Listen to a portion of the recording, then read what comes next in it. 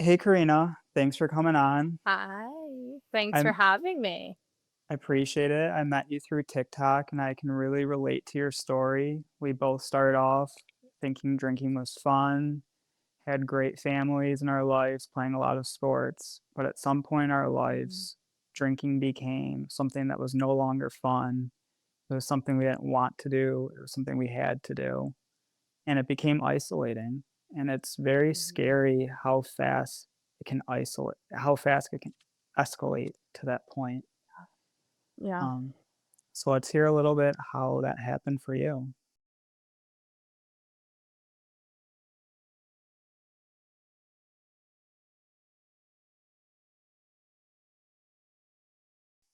Yeah, the escalation is very scary. Yeah, drinking started off fun for me.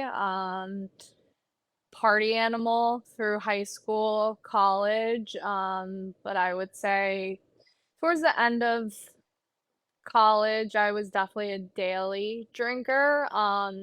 Even I was a heavy drinker in high school too. Always like I think my parents saw the red flags from the beginning. Especially I think my dad, he has such a long history of like alcoholics in his family, so he was always like did not like when I drank. I feel like he could like see it from a mile away that I did not have a good relationship with alcohol. And yeah, when I got into college, I always had an excuse to drink. I always tell people I wasn't like a blackout drinker from the beginning really, and even not really towards the end. I was just like really addicted to like always having a little bit in me. Mhm.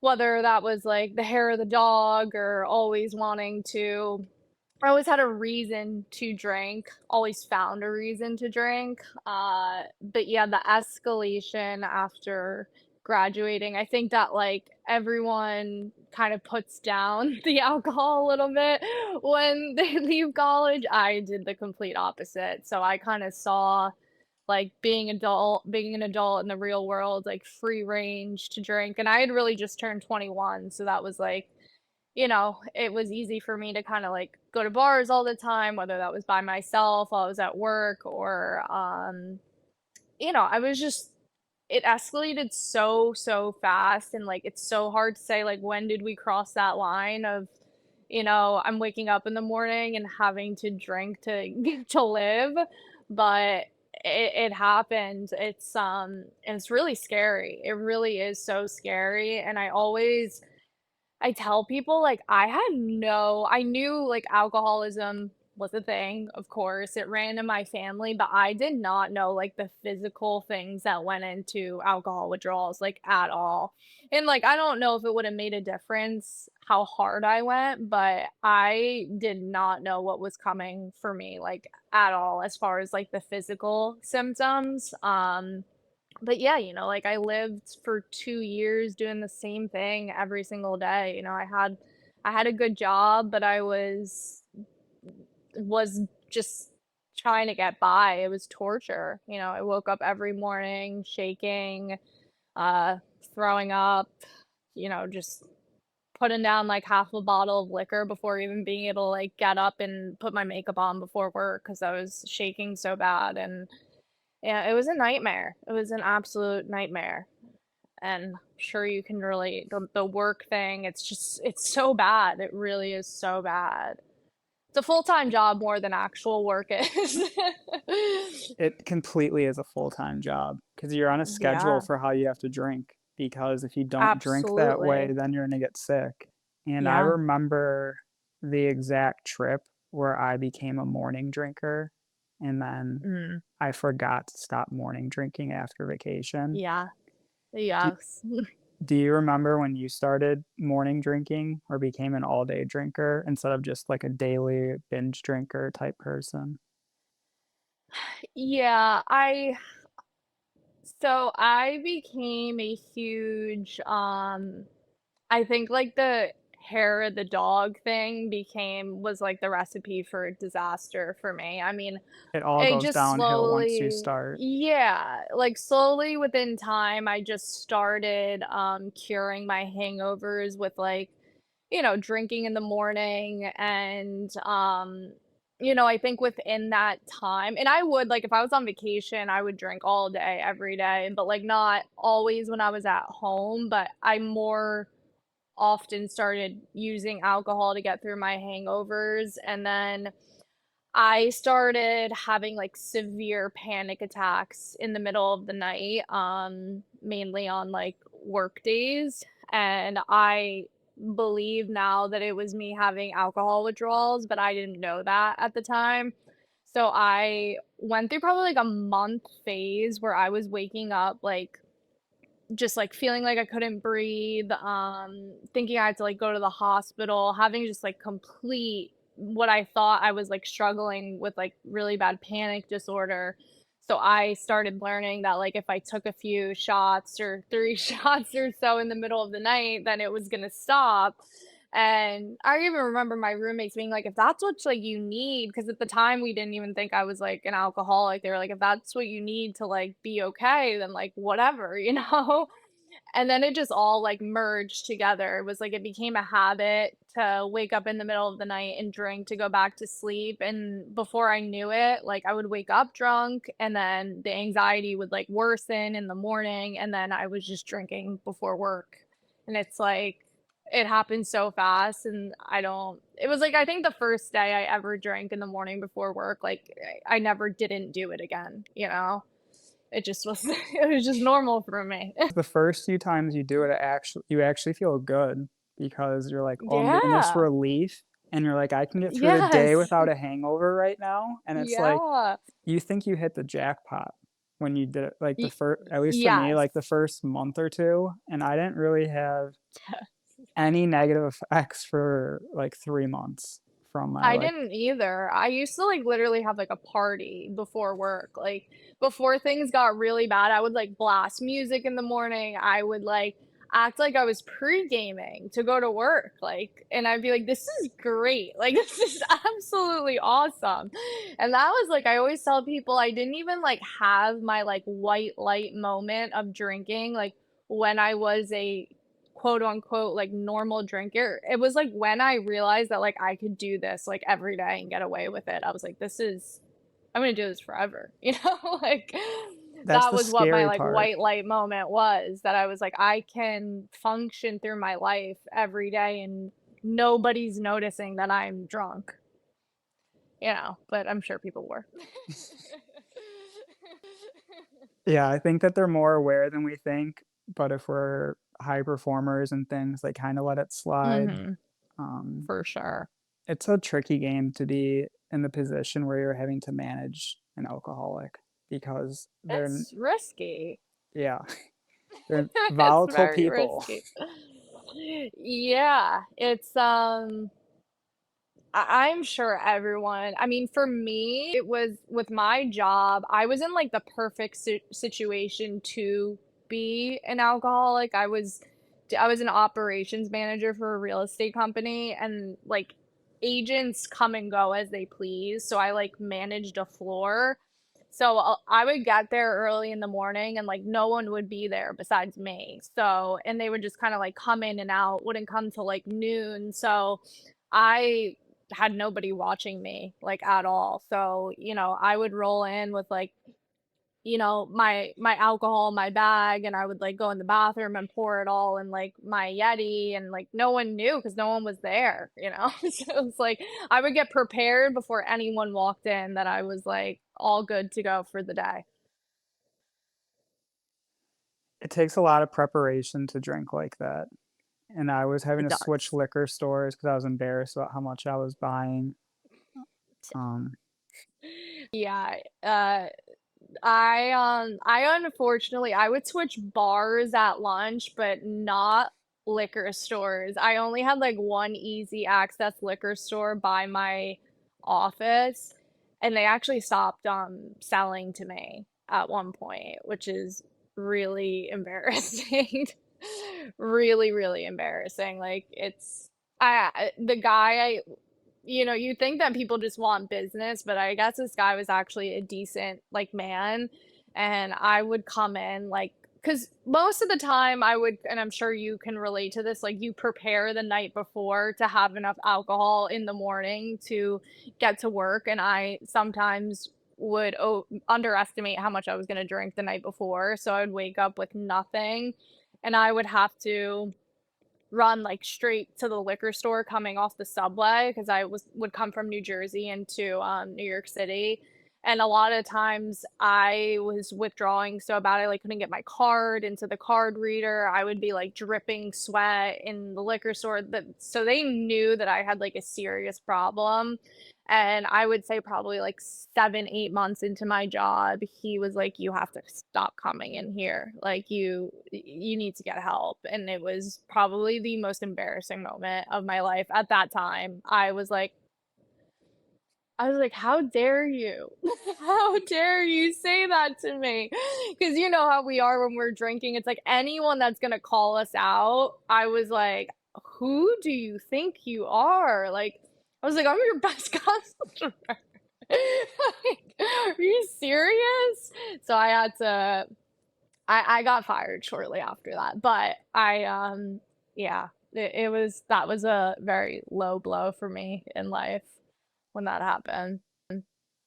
I never got cut off at a liquor store, but I would show up before they were open because Mhm, like, wait outside. they can't show up they can't sell between 2 and 7 in Michigan, and Oh, really? yeah, I would be getting ready for work I'd wake up at 6:45 every day, and I'd be at work before 8 because I wanted to beat Oh my people there god. like you, and sometimes, if I didn't Wow. have enough, I would be at the liquor store, and they'd be like, "You have to wait," and I have to wait, and that was So embarrassing. yeah, that stuff's bad, like, I mean, that's the true panic with, like, alcohol is when the liquor stores are closed. In New York and New Jersey, they don't open until I think, like, some places are 8 AM, some places are 9 AM, so sometimes I would have to, like, get into the office and be like, "Oh, I have to go run down the street and get, like, a prescription at Walgreens," and I would, like, sprint to the liquor store, like, super fast and try to be the first one there, but when they're not open, it is, like, scary, really Mhm. scary, especially on the weekends if you're waking up at, like, 5 in the morning and really sick. That's the worst, when you can't stop The getting sick and the worst. only thing you can do is drink, but sometimes you get so sick you can't even drink water, and Mhm.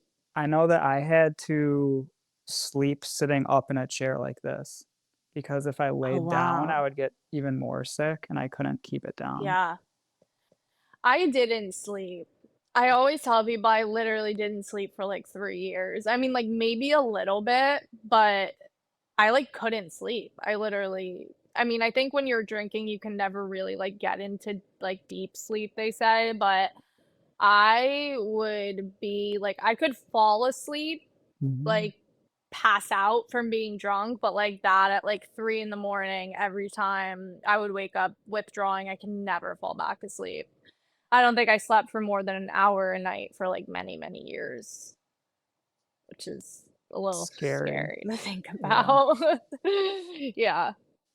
I'm sleeping a little bit better than that, but not much better. I can relate to it's basically just passing out and then waking up in Yeah. some type of withdrawal state and having to start Yes. drinking again right away. Mhm. Yes, absolutely. How did you end up getting fired from the job? Did they catch you drinking on the job or They They knew I was drinking for a very long time, but the thing is the culture at my company, people drank, like, at work. It was, like, a very big, it's like a real estate company that had, like, a reality show, and they were very, like, I used to find, like, cocaine in the bathroom during the day, like, I never did coke, but, like, that's the stuff that would happen at work, so it wasn't like if it was a different company, I would have gotten fired way before I got fired, but, yeah, it came to a head. They ended up firing me over something very silly with alcohol, but I think it was just kind of an excuse. I took 2 of my interns, like, out drinking during the day, and they, like, weren't of age. And one of them posted it on, like, their social media, and I, like, walked back in the office, and they were like, "That's it." And then it was, like, when it happened, then they started hitting me with, like they were like, "You like, everyone complains how you, like, reek of alcohol every day." Like, they basically just laid it all, like, out there that they had, like, known that I'm such a bad alcoholic for, like, all this time and just had been, like, letting it go, and I was just like, "Can't really defend myself here, I'm gonna go." It was yeah, it was not it was funny that that ended up being the reason because I had done way worse things, but, That was just it an easy was out it for was them. alcohol related. Yes, they were like, "This is the last straw."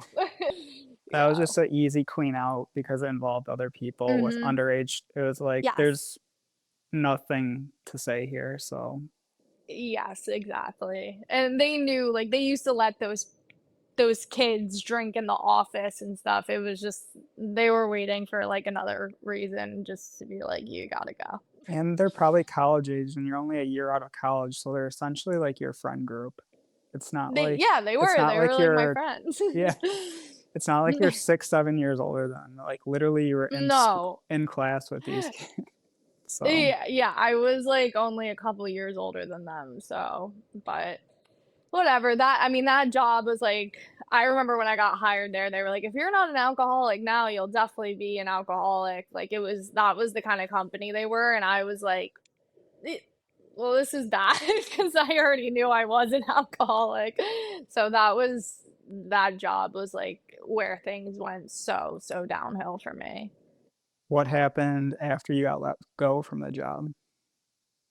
Um, so when I got let go, I didn't even really because towards the end of when I was working there, I was taking, like, a lot of leave of absences. I had a lot of trips to the Mhm. psych ward. There was a lot of stuff going on that, like, I was not trying to get a new job immediately. I was, but, like, I shouldn't have been because I wasn't, like, a candidate to be doing that at the time, so I, I think I was just trying to find work, but I was, like, doing a lot of interviews and, like, home all day just drinking, and, like, I just didn't end up even I did end up getting a new job, but, like, that lasted, like, a month before I ended up going to treatment my first time, so I after I got let go from there, it was, like, a lot of just, like, me being like, "Perfect, I'm not working," and I was, like, looking for a job, but I really didn't want one because I wasn't looking that hard, I think I was just telling my parents I was looking hard, but I was like, "This is perfect, I just wanna stay home and drink all day." I get it. I fully get Yeah. it. I was detoxing, looking for a job one time, and I shouldn't have. I should have taken some time off and, like, figured out what to do, but I didn't want a gap on the Yes. resume. Absolutely. A What lot of got you people to make that mistake. yeah. What got you to go to the tr what got you to go to treatment the first time? Um, so the first time that I went to treatment, it was an absolute mess.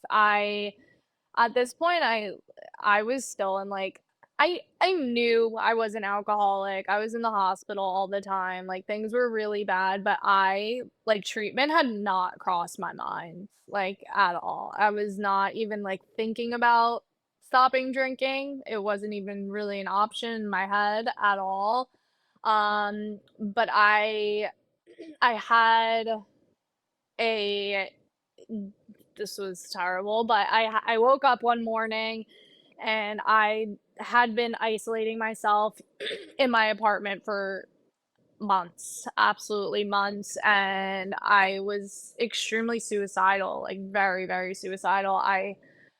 Was I remember going to bed every single night and I was like, "Oh my god, God, if you're real, like, do not make me wake up and do this all over again. Like, can't I can't handle it." I was so sick. I and at this point, I knew that my liver was really, really bad because I think at this point I had alcoholic hepatitis and they were making it seem like I was never gonna get better. I Unless I stayed sober for the rest of my life, and at the time, that did not seem like an option to me, so I was like, "I'm either gonna die a slow, painful death, I'm gonna have to wait to get a liver transplant at some point, or, like, I stopped drinking, which was not an option to me. Like, I literally didn't think that I could. So, um, I woke up and got absolutely plastered at like it was like 9 a.m. probably. I remember I drank like a whole like half a bottle of Tito's and like one of those whole like two sleeves of Fireball shooters, and I was gonna jump off my apartment building, off the roof, and when I went up there, my doorman called the cops because they knew that I was not in good shape, like, and you could see when I walked out of, like, I lived literally, like, the doorman was here, and I lived in, like, 101, so I was, like, right next to on the first floor, so I used to never come out, like, literally ever come out, and they would just see, like, DoorDash drivers come, like, every hour with just more alcohol, and I came out and you could see, like, I hadn't showered in months, like, my hair was in, like, a rat's nest, you could tell I was, like, clearly crying for, like, several days, and they were like, "Why is this girl going to the roof? Like, this is not good." And, yeah, before I did anything, it was such a scene. My whole building surrounded with cops, ambulances, and they were like I can't even, like, comprehend how fast it all happened, that it was, but yeah, I ended up in the psych ward, and that was when my parents, I remember, called me on, like, the wall phone in there, and they were like, "You're going to rehab," and I was like, "What?" Like, which is so crazy at the time that I couldn't understand that that was obviously what needed to happen, but and I didn't even they were trying to get me to go, like, straight from there to rehab. My dad had already, like, called, set it up, everything, and I, like, resisted. Like, got let out, and I went home and I drank for, like, another week, and my parents were, like, literally, like, knocking down my door, and they were like, "Get in the car, like, you're going to rehab," and that's how I ended up there the first time. Very not on my own will. Thank God for that doorman, and I know. It's insane, which is so crazy. I always say I complained all the time that I lived on the first floor and like thank God I did. Seriously. 'Cause I don't know if I would be alive if I did not, honestly. yeah, I'm thankful for your parents because I know for myself, I went to the ICU for drinking, and I stayed sober for, like, 10 days after, but then I went back out, and my dad showed up at my house at noon on a Friday, and I was supposed to be at work, but I had the privilege to work from home, like, twice a week, and anytime I Mhm. worked from home, it meant I passed out on the couch by noon. Mhm. Yeah, of course. And I drank for a couple more days, but he caught me again, and the pain after that just, like, broke me, and Mhm. that was it for Yeah. me, and that's for me, got me sober. I've been trying for a few months, but what happened Yeah. for you when you went to treatment? If it was just your first attempt, it didn't Yeah, stick? so it did not stick, but I like me going to treatment the first time really was ultimately what got me sober. Like I went there with the all the wrong ideas. I went in there pretending to be someone I completely was not. I like put on this total facade that I was like, "Oh, I'm just here because I drank too much and like, you know, I'm not anything like you guys and like my parents just sent me here because I need a break." And like I it was like so delusional, so delusional. So I actually convinced my therapist, all my friends at rehab that I was not an alcoholic. Like, they thought that I was totally, like, this different person. I, like, lied straight through my teeth, and they all believed me. So, I left there and but I stayed friends with, like, a lot of the people that I went to rehab with, and a lot of them stayed sober, and they immediately knew when I went home, like, this girl was lying because I stayed in contact with them, and they would, like, FaceTime me, and they were like, I was hammered, like, 24/7. They were like, "This girl's a liar." So, yeah, they all kinda realized once I went home that I was, like, actually in complete denial and that this was all a fake facade I put on, so Yeah, so I drank the second that I left, but, like, my goal in treatment that time was, like, I'm going to heal all these things that I went through, like, I truly believe deep down I was drinking because like, my parents were going through a terrible divorce, like, I went through a terrible breakup, I got into, like, a physically abusive relationship, I was like, "This is why I am drinking like this, so let me just, like, take a break, and then I'll go back to drinking how I did when I was, like, 15 years old." So I left, I that was my goal. I didn't think once that I was gonna even attempt being sober, like, it wasn't even a thought that crossed my mind at all, and I told, like, the facilitators that and everything. I was like, I'm not, like, here to get sober at all." So I left, and it was like I picked up that first drink, and I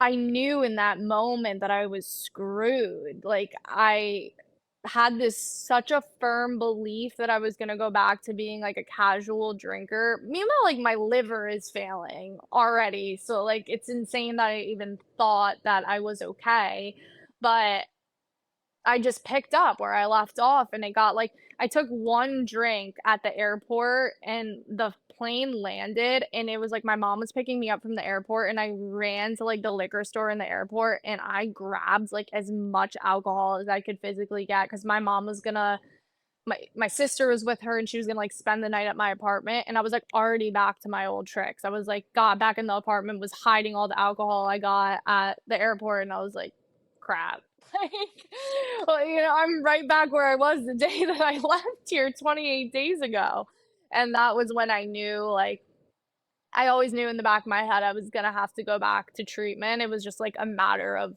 when, and I held on for 3 months, but in that 3 months, like, things got really, really dark. It was just, like, I was I thought I was isolating before, like, this time I was, like, really, really isolating. I cut off, like, all of my friends. I wasn't even really talking to my family. I think I was just super disappointed in myself, and my parents actually, like, didn't I kept, like, saying I need to go back to treatment, and they, like, didn't want me to. They thought that I, like, enjoyed treatment too much because I did the first time, but they thought that I was just trying to, like, get away. I don't really know. They weren't really, like, supportive of me coming back, so that's why I didn't come back for a while, and but I just ended up literally, like, living in the hospital for, like, all of those 3 months pretty much, and I my eyes were yellow. I was like I got so sick so fast. It was, like, absolutely insane, and, yeah, my last, like I wanna say probably, like, month that I was in my apartment, eh, I literally couldn't walk. I literally couldn't walk. I was, like, living in my own filth. I just was, like, throwing up everywhere. I couldn't even keep alcohol down. It was, like, I just kept getting stuff delivered and, like, I was wasting money. I was throwing everything up. I mean, I was throwing up blood, like, every day. It was, like, so scary and, like, throwing up what looked like black, like, charcoal that was, like, coming from my liver. Really scary stuff. So I could, like, feel that I was going to die. I was, like, shriveling up. Even if I look at pictures now, like, I'm, like, gray. Like, literally, like, my eyes are yellow and my skin is, like, literally gray, and I don't have any hair. Like, I was falling apart, and I could, like I think that there's, like I always tell people that you can't understand unless you experience it because I truly in that last, like, 2 weeks before I left, like, I actually, like, felt in my soul that I was gonna die. Like, I almost like, it's like I knew it. I knew that this was, like, the end, and, like, I actually didn't think I was gonna do anything about it, but something was different about, like, that 2 weeks that, like, I could literally feel my body, like, shutting down, and I truly thought I was gonna, like, die in my bed alone, and I was kind of, like, accepted it, and yeah, it's really scary. It's really, really scary. It was the progressive nature of the disease because every time I Yeah. tried to stop and I would have the same thought as you. It's gonna go back to how I was when I Mhm. was 15. It does not ever Yeah. go back like that. It goes back to how your drinking Never. stopped and it progresses to Yeah. getting worse. And Yeah. When you talked about surviving the last 2 weeks, I got goosebumps because something Yeah. my sponsor always says is, "We celebrate anniversaries, but we celebrate surviving the last 2 weeks of our drinking." Yes. And I know for me, Literally. like, that's his quote. For me, it's really, like, 3 weeks that I was, like, in the ICU before I stopped drinking, but Yeah. the meaning's the Yeah. same. It's like the Yeah. bitter end of it is we're lucky Mhm. to survive, and there'd be times 100%. I was throwing up, falling over, couldn't stand. I would throw up the black stuff like you, and I'd be, like, Googling this, like, Ugh, "What am I?" I'm just so terrified, scary. So and scary. I'd just be like, "I don't even care anymore. I don't even Yeah. care." So when you hit that point with the physical stuff, I think that it's very hard to believe that you're gonna get sober and, like, all of that's gonna go away. At least that's how I felt. So it almost at times felt like, "Oh, if I'm, like, 23 years old and I'm this sick, like, am I even gonna get sober and, like, heal from all of this, or is, like, my life gonna be, like, a battle for the rest of my life?" So that was kind of because the doctors also truly believed that I had cirrhosis and towards the end, and I never wanted to know. They were always like, "Oh, we have to do further testing, or we have to do an endoscopy, or this or that, because your levels are looking like you have cirrhosis." And before they could ever do any of that, I would rip diabetes out of my arms. I would sprint out of the hospital and I would just drink more, like, within fear. And so going into treatment that last time, I had 0 idea if I had cirrhosis or not. So it was kind of like, "Okay, am I even doing this knowing that I'm gonna get healthy, or am I, like, Mm. still gonna get sober and then have to get, like, a liver transplant and, like, have a really hard life?" So that was, like, my biggest thing as to, like, I didn't even feel like it was worth it at the time. I get that. I was so scared to get my blood work again Mm, after getting sober. I, like, kept yeah. putting it off and putting it off. My parents were like, "You have to go Yes. again and see it," like, Mhm. and I'm fortunate that everything cured itself in me. I got a colonoscopy again, an endoscopy, my Mhm. blood work, Yeah. because I had severe Yeah. esophagitis, I had a fatty Yeah. liver. Yeah. I don't know, like, what my exact diagnosis would have been when I went to the ICU basically, because I left as Yeah. soon as I could. They'd made a deal Mhm. once I got my heart rate under 100, which took over 24 hours to get my resting heart rate to under 100, Yeah. that I could Yeah. leave, and I booked it as soon as I could because I knew that they were gonna try to get me to go right into rehab or something, and Yeah. I You wasn't. just run. Yeah. You just run and go and drink more, and it's yeah, that stuff's really scary, and, like, luckily for me too, my liver healed. Unfortunately, I still have, like, permanent scarring, but, like, that stuff is, like, manageable if I stay sober for the rest of my life, but, like, my levels and everything are fine, but I did do, like, permanent, like, scarring to it. So, like, if I were to drink again, it would probably get really bad really fast again. Yeah. It wasn't far from that with I was months away from doing that type of damage to myself and luckily Yeah, stopped, for like, sure. at the nick of time. Absolutely. What was different at treatment this time? Did that get you sober after for good? Yes. Yes, that was what got me sober for good.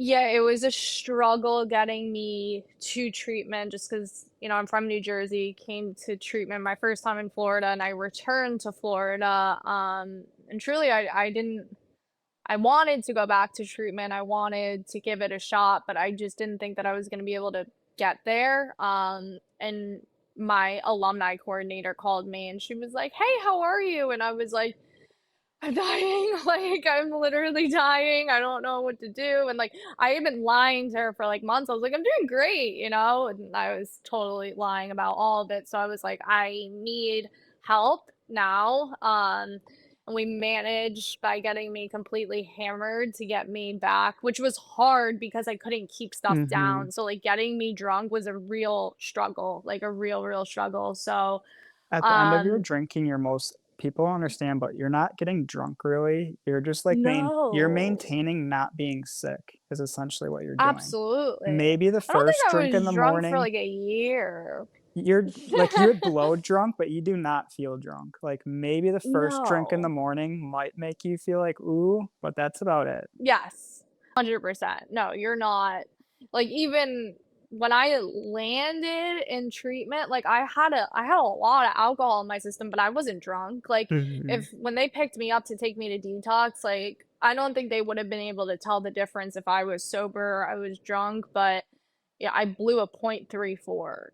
Like, I had a lot of alcohol in my system, but I was completely coherent. Like, you would have never thought that I was drunk, and I really wasn't drunk, but anyone else would be, like, in the hospital with that Mhm. much alcohol in their system, so and I had a seizure, and that was, like, the scariest thing ever that they were like, "We don't really see people have seizures when they're that drunk. Do you have, like, epilepsy?" And I was like, "No." It was just that, like, I was withdrawing with even that much alcohol in my system, like, I fell asleep for, like, 2 hours on the plane, and I was immediately, like, just not okay, so this time coming in, I was done.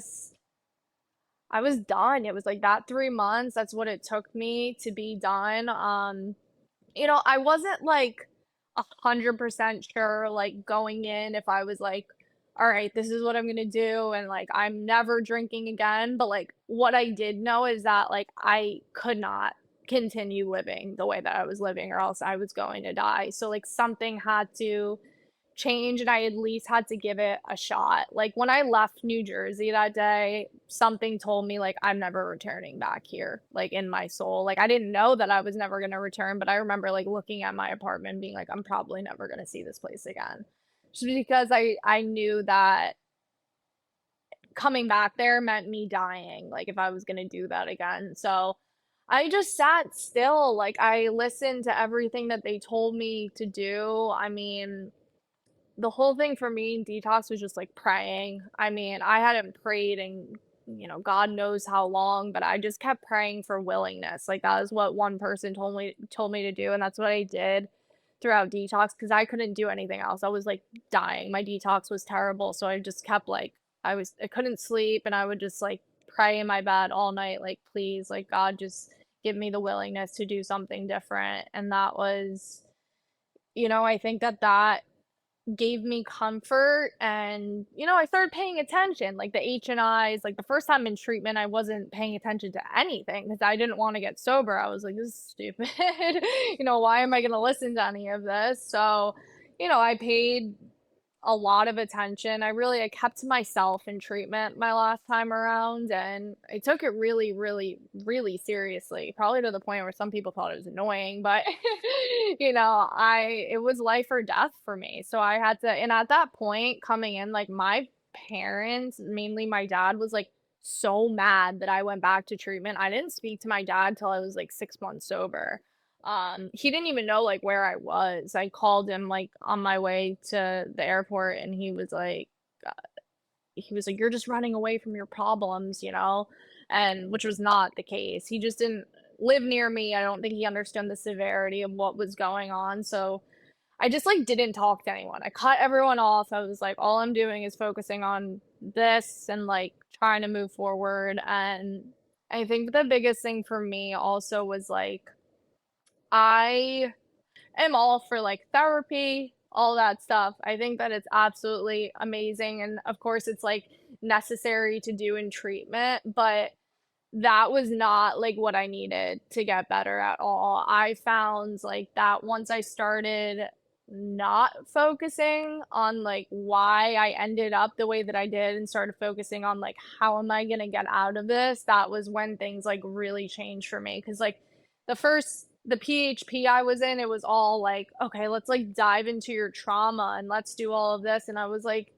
I mean, like, I'm still an alcoholic. Like, if I'm sitting here trying to figure out all this trauma, like, that's great, but I feel like that's something I should, like, figure out, like, down the line when I'm, like, more stable. Like, I'm just trying to figure out, like, how to get sober. And then it all kind of, like, hit me at once. There was, like, one facilitator that was like, it's simple. Like, we're handing it to you on a silver platter. Like, go to meetings, work your stops, do what you need to do, stay in treatment if your alcoholism is that severe until you're, like, about to walk out of the door and know you're never gonna drink again. And I was like and it was like, "S and stop focusing on, like, why you're an alcoholic and understand that you need to focus on what we're telling you to do." And, like, that was that was the way that I did it. I stopped focusing on, like, why did I end up here? Why am I an alcoholic? Why aren't my sisters an alcoholic? Like, what caused me to be this way? And I was like, okay, they're telling me what to do, and this is what I'm gonna do. So like from there on out, it was like for me, everything was AA for from that point on, honestly. And that's what saved me, truly. And like I owe my whole entire life to the program of AA.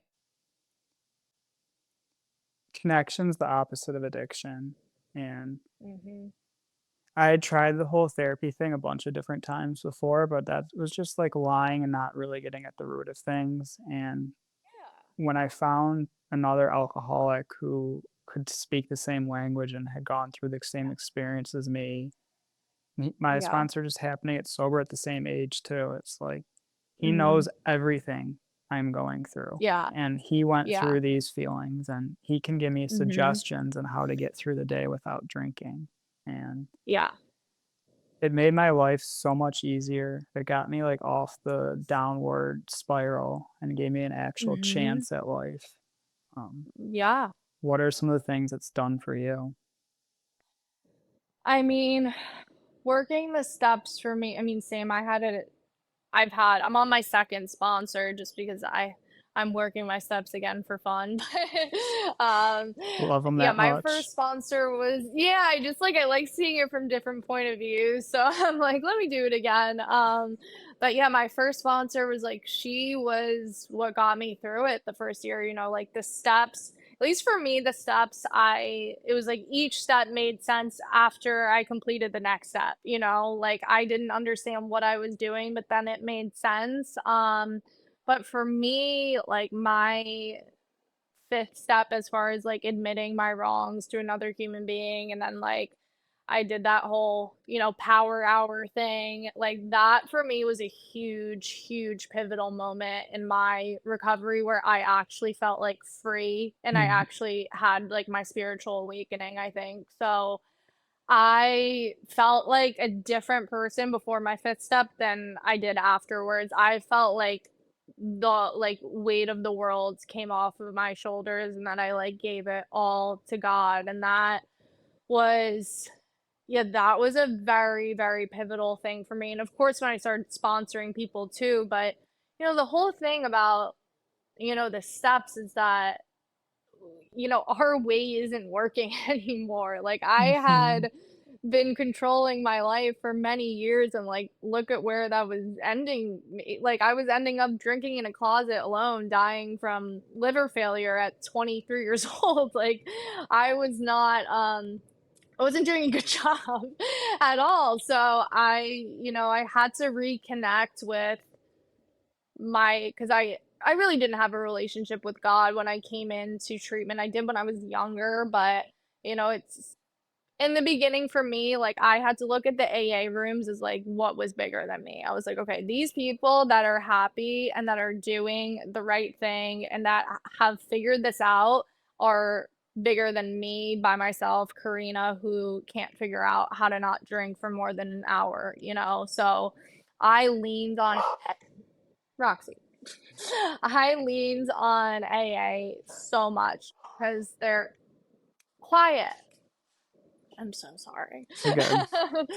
But I leaned on the AA community so much. Because I was in treatment with a lot of people that like were mandated that didn't want to be there. So, and where I went to treatment, like we went to meetings right across the street, and I also went to a 12-step based like IOP, and I lived there for 6 months. So you like had to work your steps. You had to have a sponsor, and that was what I needed. And I dove like right into the middle of AA. By the time I walked out of, the treatment doors, like everyone knew my name and I was like, going to meetings willingly every single day. And I did more than 90 and 90. I did like, I would go to like 3 meetings a day. I didn't have a job. So I was really, really working on just, like, trying to shift my brain as far as, like, the thoughts that I was having, so I would just sit in meetings, like, all day long and just try to, like, reprogram my brain for, like, all of these, like, recovery, recovery, recovery, like, that was just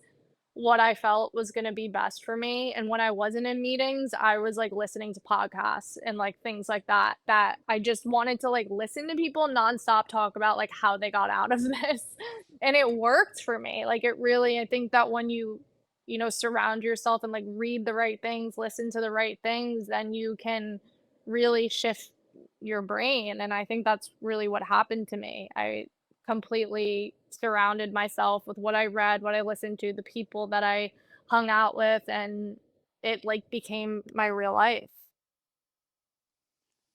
Yeah, I had the same experience with the 5th step, and Mm. it was so freeing.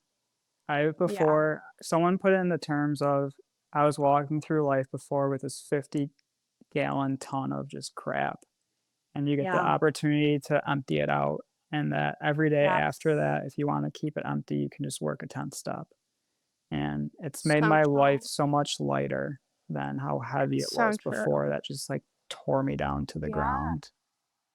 Yeah, I mean, it's like before my steps, I was worried about who I'd run into, like, who Mhm. did I hurt, who was you know, talking behind my back, like, there was just so much stuff that I did, and, yeah, it's like you just have that weight of all the guilt and all the shame of everything you went through, and it's like, now I can walk down the street and, like, I know that I've cleaned my side of it, you know?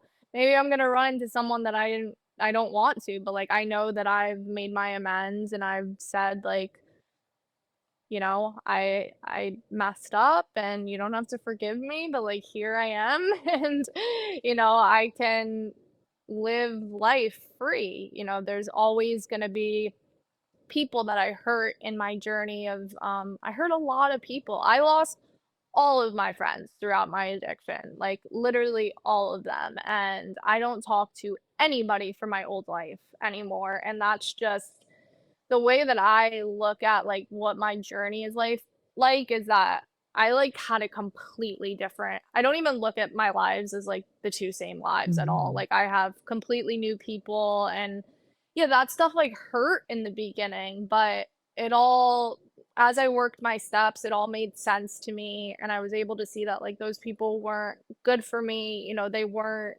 you know, the second that I became an alcoholic, they, like, weren't they were, like, didn't wanna be near me anymore, so, you know, that's not and I respect that, but, like, some of those people were my friends since I was, like, really little, you know, that you would think would, like, ride or die with you, and, that I know I would have, and, you know, like, that's okay. That's totally okay. I don't have any resentment towards those people anymore, I wish them the best, and I I'm glad I had that time in my life with them, but you know, they wouldn't fit into my life anymore, and that's totally okay. My friends at home are still partying and doing Mm. those things, and that's great. Like I don't care.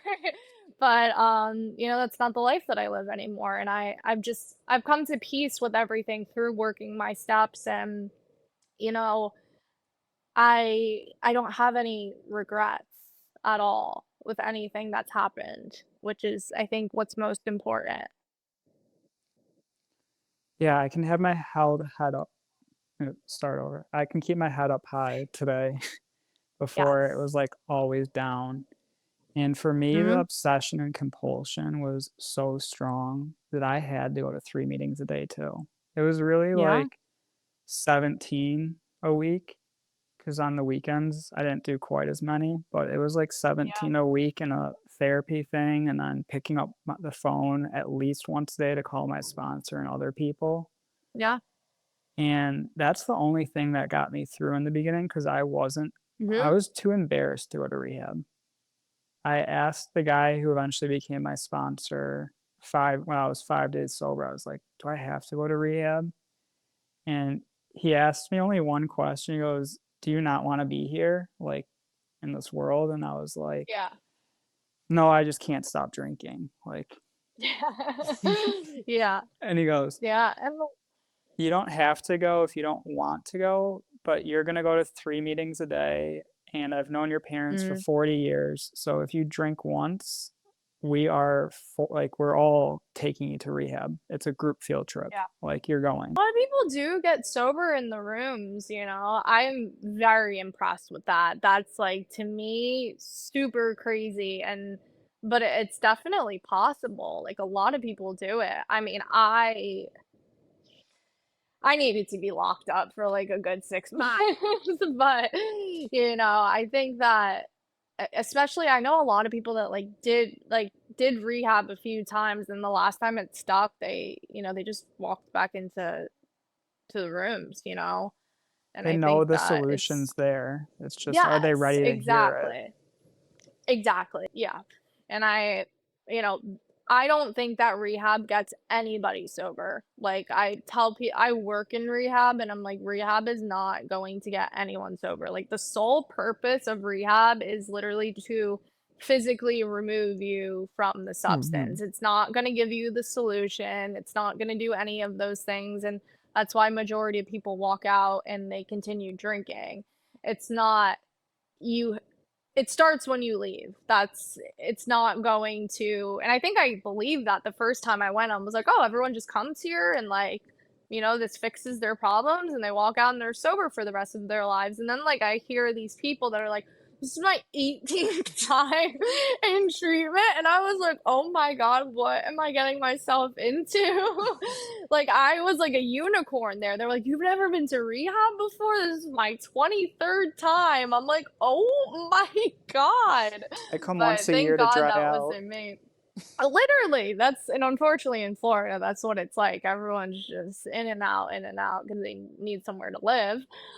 Sad, but rehab does not get you sober. Like anyone that thinks that they're gonna go to rehab and it's gonna fix their problems, it's absolutely not going to. You have to be willing to take that time away from the substance and like take all the information in and walk out of the doors with the solution, which is not you're not going to live in a bubble forever and get Mhm. U8 every day and be forced to go to group meetings. Like it's just a foundation for I think my life was so unmanageable that I needed like the structure as far as like waking up every day and doing all of those things, which I think were good for me, but it's not rehab is not going to it will get you sober, it's not going to keep you It sober. will detox you for sure.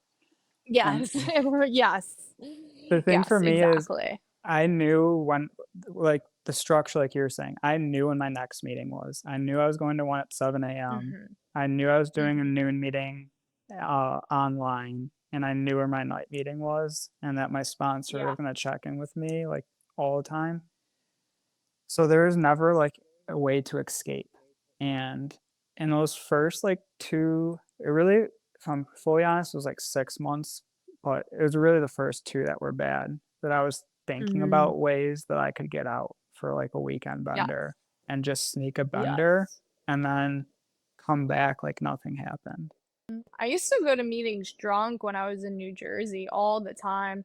I between my 3-month stint that I was, when I went back to treatment, I would, like, go to meetings, like, at this, like, tiny church because I lived in, like, such a small area in Jersey, and I was hammered, like, absolutely hammered, but I wanted to stop drinking, but You're it not the wasn't only working for person that me. does that.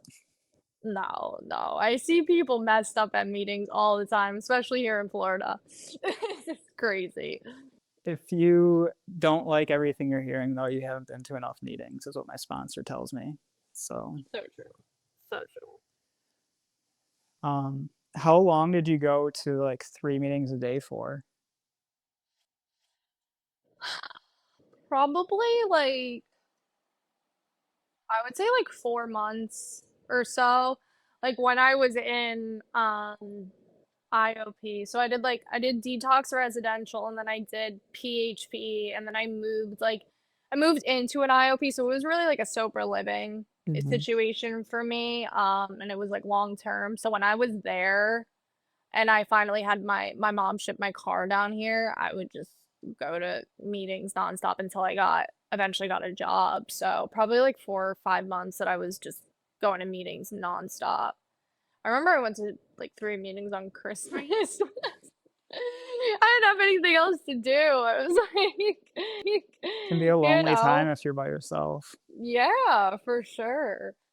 Uh, what are some of the health and, like, spiritual, physical benefits you've gotten since getting sober? Oh my god. Long list. Everything. Yeah, truly. I mean, having my health back is, I mean, absolutely amazing, and it took some time, but it, it just feels so good to be able to walk through the world and actually do normal things and drink water and sleep and all that stuff. Like I don't take anything for granted now. Like my good nights of sleep I have when I wake up, like refreshed, that to me is like still, I'm like, whew, this is amazing. And I mean, spiritually, it's been such a journey, but I feel like like I grow closer to, I feel like I've had a few spiritual awakenings along my way as far as my spiritual journey. And like in the beginning, it's changed so much from like me looking at AA as my higher power to having like a very good relationship with God today. And it's strengthened so much in my recovery. And I got back into going to church and stuff like that, which is not like my main priority, but it's just, it feels good. And my service work and everything I do keeps me very connected. And I pray morning and night and a million times throughout the day between that. And it's just really, I never knew what it was like before I was spiritually fit to be able to rely on something other than yourself, because like it's not just about getting keeping me sober, like it gets me through work, it gets me through Mhm. everything. I don't even know how I used to, well, I didn't used to keep myself sane, so I guess but it helps me with every aspect of my life. Like I say to people all the time, like everyone needs to work the steps no matter what is going on in your life. Like, I wish my whole entire family would do it, because sometimes I just feel like I'm in a different place than everyone, and like that's okay. But I mean, it makes me feel like I can only hang around people in recovery, which I really only do because I don't know anyone else down here. But it's just, even like if I visit home, it's just very, I look at everything so differently now with my higher power being so prominent in my life. And I'm grateful for everything that I have. I never thought that I could like live in an apartment and be alone and not touch alcohol and live freely. And I can do whatever I want today, like in the beginning Mhm. of sobriety, obviously we're holding on for like dear life a little bit, but um I don't think about that stuff anymore. I mean, I don't go to bars or do anything like that, because why would I? But like if I did, I'd be okay. Yeah. And that's what AA and the program does for people. Like you're not supposed to be in recovery and be holding on for dear life. That's like such a shame and such a terrible way to live. And no one should be white knuckling sobriety, or else like you might as well be drinking, because that's Mhm. that's like literally that's worse than I think being in it. You have to, if you really dig into the solution and surround yourself by the right people, you're not going to be living in a way that feels like you're missing out on anything. Like, I don't feel that way at all in any way. I look at like my friends that I used to be friends with, and I'm like, makes me kind of sad that they're like still doing that stuff. Like that's fine that that's where they're at in life, but I just feel like I've been so lucky to been given this gift to see the world from a different point of view and actually have more purpose. I don't know. I see my recovery as a superpower in, like, every way possible rather than, like, a burden, you Mhm. know? That's amazing, especially to get at such a young age. I know you had the health scares already, but, like, Yeah, I was not gonna hear that message at that age unless I probably had the health yeah. scares.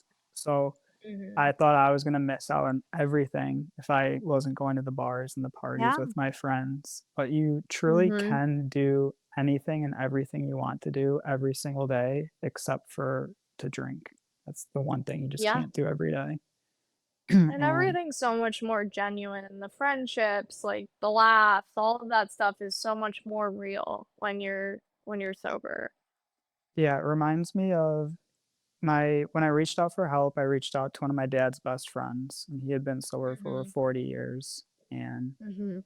I did 3 online meetings, 3 days of online meetings, 4 meetings, and then the next day I went to an in-person meeting, and I found a penny on my way to the meeting, and my grandma always told us, "If you find a penny, it's a message from heaven, from above, that I'm Mm. looking down on you."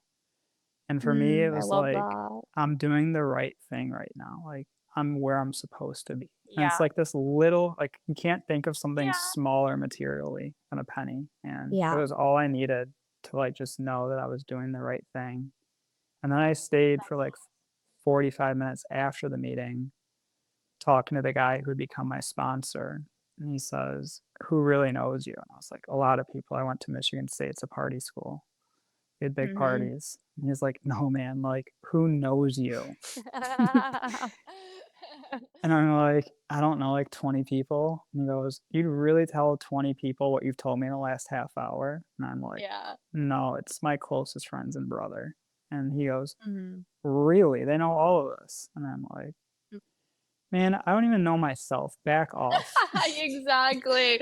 That's And what me too. I was like, "I don't even know who I am." he says, "You would have made such a great politician because you don't let, like, anybody in, you put on this facade. Anytime anybody Yeah. gets close, you just go boom, and you give them the Heisman, and they don't get in Yeah. your, like, inner circle, and there's no such thing as Yeah. intimacy in your life." And I was like, Yeah. and it's given me ability to form real relationships with people today. Yeah. It's amazing. I mean, meetings are it's such a safe place, you know? I know some meetings, you gotta find the right ones, but, you know, it's all about being honest and having those connections. Like, I used to have bad days and or every day used to be bad for me, and I wouldn't tell anyone, you know, when stuff happens in my life today. I know that I have, like, a whole group of women that I can be like, "Hey, my day sucked," and these people actually care. Like, you will walk out of a meeting and find that, like, 9 out of 10 of those girls are gonna be calling you, like, all week to make sure that you're okay, and, like, that's not stuff that really happens in real life when Mhm. you're just in the normal world. Like, people do not care that much, and, it's just there's something about the connection of just people that have been through this and understanding it that is very, very beautiful and much less surface level than, like, friendships in the real actual world as far as, like, college and high school and stuff like Yeah. that. It's a very deep connection, and they get that every day Mhm. is not gonna be a good day, but every day can be a Yeah, meaningful day when you stay connected to the people and you just stay close and for keep doing the sure. next right thing. It eventually turns itself back Absolutely. around a lot faster than it would when Mhm. we were drinking. Oh my god, yeah, and if you're right in the middle of AA, I always tell people, like, you're not no one's gonna let you fall. There's too many people around you, but, like, the people that skirt on the end, you know, it's like you could just kinda disappear into the darkness, and, I'm sure some people will notice, but, like, maybe not everyone, so I always try to keep myself in the middle of everything so that if anything were to ever happen, I know that there'd be, like, way too many people to catch me, you know? Your phone would be going off too much that you wouldn't be able to live with. Yes. Exactly. You're, Like, like, I can't do this. crying the whole time. Yes, exactly. It's so true, though. It's so true. I know you have to get going in a couple minutes, so if someone's thinking about getting sober or they're newly sober and Yeah. they're still, like, not sure about this whole thing, what's your message for Mhm. them? I think my biggest message would be to talk to someone who understands it. You know, there is not I don't think talking to someone who doesn't understand, alcoholism or addiction is that helpful in a situation like that. I know it wasn't for me, so I think just reaching out to someone, whether it be going into a meeting and, like, raising your hand or reaching out to someone you know that's in recovery, like, that's always the first step, I think, in the right direction, is going to someone who gets it. Maybe not your parents, maybe not your best friend, because like, not everyone is equipped to talk about stuff like this and understand the true nature of it because it's a complicated disease, so you gotta reach out to someone who understands that, whether that be like someone online, walking into a meeting, calling a treatment facility, or whatever it is. But there's always people that are in recovery that are willing to talk to you and like help you move in the right direction. Yeah, that's perfect advice. I think that's what changed it for me was finding the right Yeah, person to talk to. I had known for so for long that sure. there was some type of problem, but finding the right people to talk Yes. to who really understood and I was willing to be truthful is what changed it for Hmm. me. Yeah, absolutely. All right, thanks, Karina. This was a ton of fun. Yes, thank you so much for having me. I appreciate it.